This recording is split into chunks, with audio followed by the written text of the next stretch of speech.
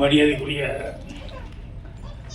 பத்திரிகை மற்றும் டிவி ஊடக நண்பர்கள் மற்றும் முன்னால் உட்காந்துருக்க அனைத்து மரியாதைக்குரிய நண்பர்கள், அதே மாதிரி இங்கே மேடையில் உட்காந்துருக்க அனைத்து நண்பர்களுக்கும் என்னுடைய பணிவான வணக்கத்தை தெரிவிச்சுக்கிறேன். இங்கே ஒரு 3 பேர்த்துக்கு நான் ரசிகன். அதில் முதல் ஆள் வெளியே போயிட்டாங்க. அவங்க இங்கே இருந்தால் நல்லா இருந்திருக்கும். நம்பிதா அந்த ஒரு சீன் எனக்கு மைண்டில் அப்படியே நின்றுக்கிட்டே இருக்கு. நம்பிதா அது இன்னும் எனக்கு மைண்ட் விட்டு போகவே இல்லை. நம்பிதாவை பார்த்ததுலேருந்தே எனக்கு அதே தான் மைண்டில் இருக்குது. அந்த சீன் அற்புதமான சீன். ஏன்னா ஒரு ப்ரிவியூ இது மாதிரி இதுதான் ஃபங்க்ஷன், இந்த மாதிரி ஃபங்க்ஷன் தான். நம்பிதா வர்றாங்க. இப்படி இந்த பக்கம் இருந்து என் பையன் சாந்தன் வர்றான். இந்த 2 பேரும் அப்படின்னு பார்த்து அப்படியே அக்ட் பண்ணி பிடிச்சாங்க பாரு. 2 பேரும் அப்படி அக்ட் பண்ணி இது பண்ணிட்டு அப்புறம் திரும்பினாங்கன்னா நடுவில் நான் இப்படியே உட்காந்து பாட்டுருக்கேன். 2 பேர்த்துக்கு என்ன பண்ணுறதுன்னு தெரியல. அவன் சாந்தல் அப்படியே ஒரு மொழி முடிச்சுட்டு, நான் படத்தில் முழிக்கிறதோட மோசமா ஒரு மொழியோட அவன் அப்படி போனான். நம்பிதாவும் அதே மாதிரி சைலண்டாக போனாப்புல. ஆனால் நான் மட்டும் ரொம்ப ரசித்தேன். இப்படி ஒரு சீன் வந்து எப்போ பார்க்க முடியும் அப்படிங்கிற மாதிரி அவன் வச்சுட்டு சொல்லியிருந்தா நல்லா இருந்திருக்கும். ஸோ அடுத்தபடியாக இன்னொருத்தருக்கு ரொம்ப ரசிகன். என்னன்னா, மேடையில் எல்லாரும் மைக்கு கிடைச்சா எல்லாரும் பேசுகிறோம். ஆனால் அவ்வளவு ஆளுமையோடு பேசுறது அப்படிங்கிறது சீமானவர். அது பல தடவை அவருடைய பேச்சை கேட்டு ரசித்து நான் ஃபோன் பண்ணி பேசியிருக்கேன். நான் மற்றவங்ககிட்டையும் சொல்லியிருக்கேன். ஏன்னா எல்லாத்துக்கும் வராது, அங்கங்கே தகராறாகவும் தடுமாறும். ஆனால் சீமான்கிட்ட என்றைக்குமே அந்த தடுமாற்றமே இல்லை. ஸோ அதை எப்போவுமே அவர் பேசுகிறது எங்கே வந்தாலும் டக்குன்னு உட்காந்து கேட்டுட்டு இருப்பேன். ஸோ அவருக்கு ரசிகன். 3வது ஒருத்தருக்கு ரசிகன். நான் அதை பாதி செல்வமணி தொட்டு விட்டு போனார். ஏன்னா எனக்கு பாக்கியராஜ்னு சொல்லி பேர் வச்சது உண்மையிலேயே எங்கள் அம்மா எப்படி நினச்சி வச்சது தெரியல. உண்மையிலேயே அந்த பாக்கியம் எனக்கு கிடைச்சது எனக்கு ஒரு ஆச்சரியம். எங்கள் அம்மா எனக்கு இப்படி பேர் வச்சாங்கன்னு நான் வந்ததுலேருந்தே கேட்டுருக்கேன். ராஜகுமாரன் உண்மையிலேயே ராஜகுமாரன் தான் பேரா, இல்லை சினிமாவுக்கு வந்து ராஜகுமாரன் பேர் வச்சுட்டாரா? ஏன்னா தேவயானி கிடைக்கும் போது உண்மையிலேயே ராஜகுமாரன் ஆகிட்டாரு. ஸோ தேவயானி அவங்களுக்கும் நான் ரசிகன். என்னென்னா அந்த ப்ளசண்ட் ஃபேஸ், அந்த சிரிச்ச முகமாக அன்பு வடியுது அப்படின்னு சொல்லுவாங்கல்ல. இந்த கேரக்டர்லாம் சொன்னாங்க, இந்த படத்தில் கேரக்டர் என்ன அப்படின்னு சொல்லிட்டு. எந்த படத்தில் வந்தாலும் அவங்க கேரக்டர் வந்து அவங்களுடைய சீன், அவங்களுடைய அந்த ஃபேஸ் அவ்வளோ ப்ளசண்ட்டாக பார்த்துக்கிட்டே இருக்கலாம் போல் இருக்கும். இதில் வந்து குழந்தைகளுக்கு வந்து அந்த கேரக்டர் எனக்கு ஸ்னாப்சிஸ் அனுப்பிச்சப்போ பார்த்தேன். ஸோ அது அந்த அளவுக்கு அவங்கக்கிட்ட வந்து அந்த அவங்க தம்பி பேசும்போது சொன்னாங்களே, அம்மாவை நான் பார்க்கல, ஆனால் எனக்கு அம்மாவை விட இவங்க தான் எனக்கு மைண்டில் வருது அப்படின்னு சொல்லிட்டு அதை தான் அவரும் செல்வமணி நான் கவனிச்சுக்கிட்டே இருந்தேன். அவ்வளோ ரசித்தாங்க அப்படின்னு சொல்லிட்டு. அது கூடவே இன்னொன்று சொன்னார். என்னென்னா, அந்த குழந்தைய பேசும்போது அவங்க அம்மாக்கள் எப்படி ரசித்தாங்க அப்படின்னு சொல்லிட்டு. ஸோ அந்த வகையில் அவங்களையும் நான் ரொம்ப ரசித்து பார்க்குறேன். சந்தோஷமாக இருந்தது. படத்தில் ஆரம்பத்தில் வந்து ஓப்பனிங்கே டைட்டில் அந்த டிசைனோட நிழல் குடை அப்படின்னு வந்தது. அந்த ரீரிகார்டிங் அந்த டிசைனும் வந்து அவ்வளோ எடுப்பாக இருந்தது. அந்த ஆர்ஆர் அவ்வளோ பிரமாதமாக மியூசிக் டைரக்டர் அவ்வளோ அழகாக ஸ்டார்ட் பண்ணி அதுக்கப்புறம் சாங் வந்துருச்சு. ஸோ அவ்வளோ சிறப்பாக பண்ணியிருந்தார். அவர் இல்லாமல் அப்புறம் ஹீரோ ஹீரோயின் அந்த 2 குழந்தைங்க நடித்தவங்க, இன்னும் படத்தினுடைய டெக்னீஷியன்ஸ் எல்லாருக்கும் இப்போ என்னுடைய அட்வான்ஸு வாழ்த்துக்களை தெரிவிச்சுக்கிறேன். இந்த படம் வந்து எனக்கு என்னமோ ஒரு நம்பிக்கை இருக்குது. என்னென்னா, சில பேர் வந்து சினிமாவில் வந்து லக் ஃபேவர்ஸ் டு ஃபோல்ஸ் ஒன்று அப்படின்னு சொல்லுவாங்க. அந்த மாதிரி எனக்கு சில பேரெல்லாம் வந்து எப்படிடா இவங்களுக்கு படம் வந்துக்கிட்டே இருக்குது அப்படின்ட்டு இருக்கு. சில பேருக்கு ஏன்டா இவங்களுக்கு படமே வரல, இனத்தினால்தான் படம் வரல அப்படின்ட்டு உண்மையிலேயே அதிகமான் வந்து அந்த லிஸ்ட்டில் எனக்கு அதிகமான் ரொம்ப நாளாக மைண்ட்லேயே இருந்துட்டு இருக்காரு. என்னென்னா, அவருக்கு தான் நியாயமாக பார்த்தா அவர் தான் கண்டினியூஸாக படம் பண்ணணும். ஏன்னா அந்த திறமை அவர்கிட்ட இருக்குது. அவர் நேரேட் பண்ணும்போது நான் கேள்வி கேட்டேன். அதே மாதிரி சாந்தனுக்காக கூட ஒரு படம் செஞ்சு ஃபிஜி ஏர்லைனில் போய் ஷூட்டிங்லாம் பண்ணி அவ்வளோ நல்லா இருந்த அந்த படம், அதுவும் நடுவில் ஏதோ தடைப்பட்டு அப்படின்னு போச்சு. ஸோ அந்த மாதிரி சில நேரங்களில் வந்து 1 கிலோ அறிவாளியாக இருந்தாலும் ஒரு 10 கிராம் அதிர்ஷ்டக்காரங்கிட்ட கை கட்டி தான் நின்னாகணும் அப்படின்னு சொல்லுவாங்க. அந்த மாதிரி சினிமாவில் சில நேரங்களில் வந்து அதிர்ஷ்டம் சில பேர் திறமைசாலிகளுக்கு வந்து கை கொடுக்காமல் இருக்கு. அது எனக்கு ரொம்ப மனசு கஷ்டமாக இருந்தது. ஸோ அதிகமான் அவர்கிட்ட ஒர்க் பண்ணவர் இவர் சிவா ஆறுமுகம் அவர்கள் அப்படின்னு சொல்லும்போது, இந்த தேவையான நிலை இவ்வளோ கேட்டாங்கல்ல, கேட்கவே வேணுங்கிறது இல்லை. கண்டிப்பாக இந்த படம் வந்து படம் நல்லா பண்ணியிருப்பாங்க. கண்டிப்பாக படம் வந்து ஸ்லோ பிக்கப் ஆகும். அது ஓப்பனிங் இருக்கோ இல்லையோ ஸ்லோ பிக்கப் ஆகும்.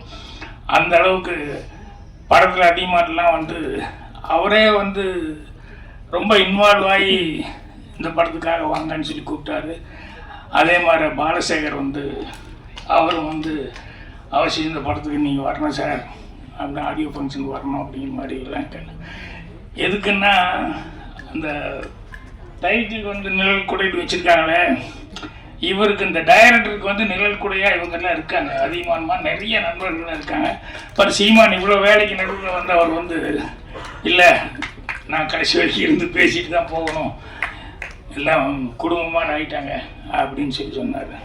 ஸோ நிழல் குடை அப்படிங்கிறதுனால நான் அது சம்மந்தப்பட்டது ஒரு 2 விஷயம் மட்டும் சொல்லணும்னு நினைக்கிறேன். ஒன்று வந்து என்ன அப்படின்னா, ஒருத்தர் ஜூனியர் ஆர்டிஸ்ட்டு என்றைக்காவது வந்துடுவோன்னு நினச்சார். கடைசியில் ஜூனியர் ஆர்டிஸ்டாகவே இருந்தார்.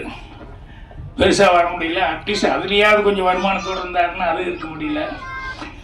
கடைசியில் அதுலேயும் அதோடையே கல்யாணம் முடிச்சு குழந்தையெல்லாம் பெற்று குழந்தை பெருசாகி பொண்ணு கல்யாணம் வச்சுக்காரு. கல்யாணம் வச்சதுக்கப்புறம் பார்த்தா கையில் பேசின வரதட்சணைப்படி காசு அவர் எதிர்பார்த்த இடத்துல வரல.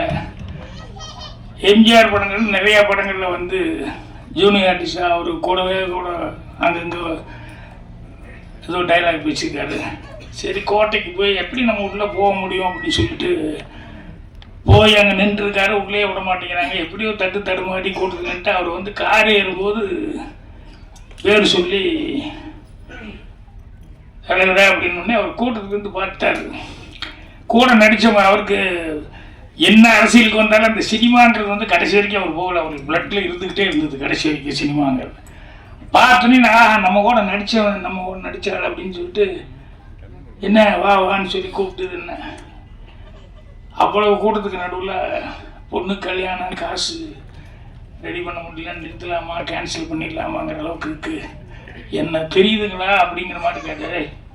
எழுதி என்ன தேதியெல்லாம் எழுதி கொடுத்துட்டு கல்யாணம் அந்த டேட்லேயே வச்சுக்கோ, தேதி மட்டும் கரெக்டாக உதவியாளர்கிட்ட எழுதி கொடுத்துட்டு போயிடு அப்படின்னு. அவர் அவ்வளோ சந்தோஷப்பட்டு போய் கல்யாணத்தை கரெக்டாக ஃபிக்ஸ் எல்லாம் பண்ணி எல்லாம் இது பண்ணிட்டாரு. 1 வாரம் கல்யாணம் இருக்குது. ஒரு 2 நாளைக்கு முன்னால் அவர் தலைவர் உடம்பு சரியில்லாமல் போயிட்டார்.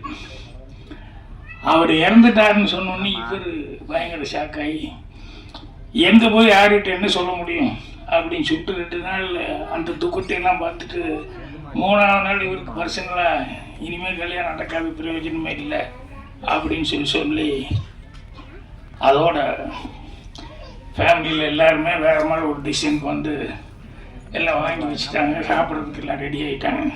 நைட்டில் அந்த டைமில் கதவு தட்டுற சத்தம் என்னன்னா, கதவு திறந்த நான் சிஎம்மோட பிஏங்க அப்படின்னா அப்படியே ஷாக்கோடு பார்த்தா, இல்லை எப்படி அவர் நோட் பண்ணி வைன்னு சொல்லியிருந்தாரு. நான் நோட் பண்ணி வச்சேன். என்கிட்ட கொஞ்சம் பணத்தை கொடுத்து அப்பா போடுறோம், அவங்களுக்கு முதலே கொண்டு கொடுக்கணும், அதனால் எதுக்கு நீ கையில் வச்சு ஞாபகப்படுத்து, ஏன்னா நம்ம ரொம்ப நம்பிக்கையோடு இருந்துப்பான் அந்த ஆள் அப்படின்னு சொல்லி கொடுத்துட்டு போனார். இந்தாங்க அப்படின்னா அவருக்கு எப்படி இருந்திருக்கும் அந்த ஆளுக்கு யோசிச்சு பாருங்க. செத்தரலான்னு முடிவு பண்ண ஆளுக்கு வந்து அவர் வந்து மொத்தமும் அவர் என்ன சொல்லிட்டு போனாரோ அந்த நாய்க்கு கல்யாணத்துக்கு உண்டான எல்லா செலவுக்கு உண்டானது கொடுத்துட்டு போயிருக்காரு அப்படின்னு சொன்னோடனே அவர் அழுகைக்கு அப்படி எழுதாரு. அதுக்கப்புறம் ஜானகி அம்மா வந்து அவ்வளோக்கு நடுவுலையே அவங்ககிட்ட சொல்லியிருப்பாங்க, பிஏக்கு தெரிஞ்சிருக்கு, அப்புறம் அவங்க வந்து கல்யாணத்துக்கு வந்துருப்பாங்க. எதுக்குன்னா அப்படி ஒரு நிழல் கொடையாக வாழ்க்கையில் வந்து வாழ்ந்ததுனால தான் இன்றைக்கும் அரசியல் மேடை எந்த மேடையிலையுமே அவர் அவாய்டு பண்ணி 6 நாளையும் ஒன்றும் பண்ண முடியல. ஸோ அந்த நிழல் கொடை டைட்டில் கேட்ட உடனே எனக்கு அந்த இன்சிடென்ட் நான் வந்தது. என்னென்னா நிழல் கொடையாக இருக்கிறது இப்போது சாதாரணமாக நினைப்பாங்க, அவர் சிஎம்மாக இருந்தார், அவர் படங்கள் நிறையா செஞ்சாங்க, அதிலெல்லாம் சம்பாதிச்சிருக்காரு, அவர் செலவு பண்ணார் அப்படின்னு சில பேருக்கு அந்த தாடு கூட வரும். அது இல்லை, மனசுங்கிறது தான் ரொம்ப முக்கியம். எனக்கு தெரிஞ்சு கலைஞான சார் சிவாஜி வச்சு ரஜினி இன்ட்ரடியூஸ் பண்ணார் ஃபஸ்ட்டு படம் அவருக்கு. அதுக்கப்புறம் மிருதங்க சக்கரவர்த்தி தான் எடுத்தார். எடுத்து எல்லாமே அவருக்கு சரியாக வரல, கடன் பட்டார், அவ்வளோ கஷ்டத்தில் இருக்கார்.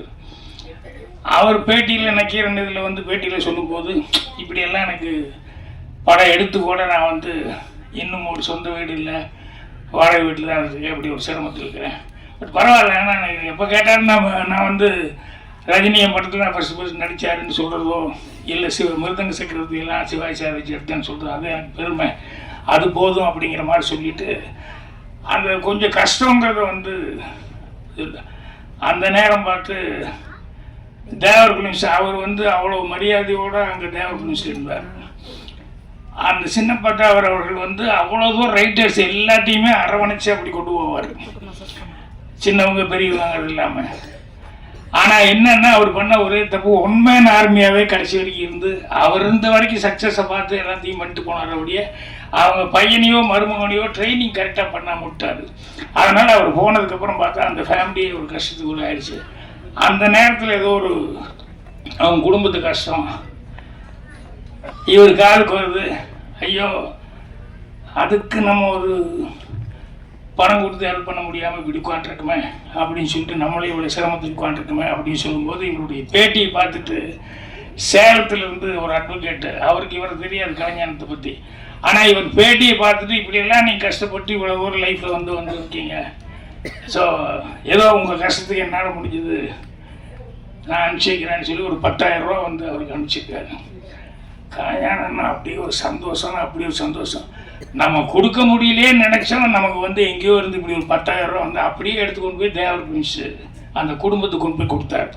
அதுதான் மனசு. காசு இருந்த ஒருத்தன் செய்கிறதுங்கிறது பெரிய சமாச்சாரம் இல்லை. அவருக்கே அவ்வளோ கஷ்டத்தில் இருக்காரு, பேட்டி கொடுத்துட்டு இருக்காரு. ஆனால் அவருக்கு ஒரு 10,000 ரூபா வந்தது அப்படின்னு சொன்னோடனே அதை கொண்டு போய் அந்த நம்ம வேலை பார்த்த இடம் நம்ம அங்கே தான் இருந்து சாப்பிட்டோம் அப்படின்னு சொல்லிட்டு அவங்களுக்காக செஞ்சார். அதுதான் மிகப்பெரிய சமாச்சாரம். ஸோ நிழல்குடை அப்படின்னு சொல்லும்போது இந்த கேரக்டர் வந்து கண்டிப்பாக இது வந்து தேவயானை மேலே தான் அந்த டைட்டில் வந்திருக்கும்னு நினைக்கிறேன் நான். கரெக்டாக? ஸோ தேவயானை வந்து கடைசியில் கிளைமேக்ஸ் சொன்னால் அந்த குழந்தை வந்து மிஸ் ஆகிறது, அதுக்கப்புறம் எல்லாமே ஒன்று சேர்றாங்க அப்படின்னு சொல்லிட்டு. ஸோ படத்துக்கே நிழல்குடையாக வந்து அவங்க இருந்திருக்காங்க. அதே மாதிரி அந்த சிவா ஆர்மும் அவர் வந்து என்கிட்ட பேசும்போது அந்த டைட்டில் தரிசன் சிவா என் பையனையும் நடிக்க வச்சிருக்கேன் சார், இவரே சோதனை பையனை நடிக்க வைக்கணும் அப்படின்னு சொல்லிட்டு இந்த அப்பாக்களுக்கெல்லாம் உண்டானது இதெல்லாம் அந்த மாதிரி சில சமாச்சாரங்கள் அதை வந்து வரிஞ்சு கட்டி எதாவது பண்ணலாமேன்னு சொல்லி பண்ணும்போது அதில் நல்லது நடக்கிறது உண்டு, சிலது மாறியும் நடக்கிறது உண்டு. ஆனால் அவர் வந்து சொன்னார், பையனை நடிக்க வச்சுருக்கேன், நீங்கள்லாம் வந்து ப்ளஸ் பண்ணோம் அப்படின்னு சொல்லிட்டு. ஒன்றும் இல்லை, ஒரு 2-3 க்ளோஸ்அப் பார்த்தேன் அந்த பையனது. அந்த பையன் உண்மையிலேயே அவன் லுக்கு, அவன் பார்க்குற இதெல்லாம் வந்து உண்மையிலேயே இந்த பையன் வர முடியும் அப்படிங்கிற அந்த நம்பிக்கையை வந்து கொடுத்தது. அதனால் அது அதில் கெட்ட பேரமானது இல்லையா? வாழ்த்துக்கள், கண்டிப்பாக நல்லா வருவீங்க நீங்கள். அவங்க அப்பாவோட இது சொல்கிறேன், ஏன்னா பெட்டாச்சுன்னா அதோட முடிஞ்சு போகல, அதுக்கப்புறம் பாருங்கள் இதெல்லாம் வந்து கேட்க வேண்டியது, இதெல்லாம் பண்ண வேண்டியிருக்கு. ஸோ அவருக்கு அவங்க ஹீரோயின் எல்லாம் நடித்தாங்க, அவங்க எல்லாத்துக்குமே என்னுடைய இது. இந்த ஹீரோயினுக்கு என்னன்னு தெரியல, இந்த பெரியன்னு அடிக்கடி சொல்லிட்டு இருந்தாங்க. என்னுடைய பெரிய வாழ்த்து, நன்றி, என்னுடைய பெரிய வணக்கம், என்னுடைய பெரிய அப்படின்ட்டு. சரி நான் நினச்சிட்டேன், சரி நமக்கு ஆகும்னா அந்த ஷோன்னு எனக்கு வர்ற மாதிரி வந்து இந்த பெரியங்கிறது வந்து அவங்களுக்கு ஒரு இது மாதிரி வந்துருச்சு போல அப்படின்னு சொல்லிட்டு அவங்களும் வந்து ரொம்ப அழகாக இது பண்ணியிருக்காங்க. ஸோ படத்தினுடைய டெக்னீஷியன்ஸ் எல்லாத்துக்குமே வந்து என்னுடைய வாழ்த்துக்கள் தெரிவிச்சுக்கிறேன். கண்டிப்பாக நான் சொன்ன மாதிரி அதிகமானவர்களெல்லாம் இதில் வந்து இருந்திருக்காங்க, கலந்துருக்காங்க அப்படின்னு சொல்லும்போது கண்டிப்பாக ஒரு நல்ல படத்தை தான் வந்து எடுத்திருப்பாங்க. அதனால் ஜனங்க சப்போர்ட், பத்திரிக்காரங்க எப்படி நீங்கள் நல்லா இருக்குன்னு எழுத போகிறீங்க, ஜனங்கக்கிட்ட வந்து அது போகும்போது உண்மையிலேயே அதுக்கு உண்டான மரியாதை கிடைக்கும். அப்புறம் இங்கே பேட்டி இந்த மாதிரி தமிழ் ஐஸ்வர்யாவா, ஆமாம், தமிழ் சுத்தமாக பேசுகிறோமா, ரொம்ப நல்லா இருந்தது. நானும் தான் தமிழ் மீடியம் படித்தேன், தமிழில் எவ்வளோ தகராறு இருக்கு தெரியும். ஆனால் தமிழ் அவ்வளோ சுத்தமாக பேசுனாங்க. முன்ன எல்லோரும் சொன்ன மாதிரி என்னென்னா அவங்க கொஞ்சம் டைம் எடுத்துக்கிட்டாங்க. இந்த மாதிரி நேரத்தில் தான் அவங்க தமிழை காமிக்க முடியும். அதனால் தமிழ் உச்சரிப்பு ரொம்ப நல்லா இருந்தது. ஸோ அதனால் நான் நல்லதில்லை, என்னை வந்து சீமானை பேச விட்டு அவருடைய தொண்டர்கள்லாம் காணாமல் போய் அதில் ஒரு கேப் ஆகி அதுக்கப்புறமா பேசுறதுங்கிறது இல்லாமல் இப்போ நான் பாருங்க, நான் பேசியாச்சு, டென்ஷன் இல்லாமல் சீமான் பேசுறது ஆனந்தமாக கேட்கலாம். ஏன்னா அவர் கதை சொல்லி கேட்டிருக்கேன், சும்மா உட்காந்து பார்த்து பேசிகிட்டு இருக்கேன், அதுக்கப்புறம் மீட்டிங்கில் பேசுகிறேன்.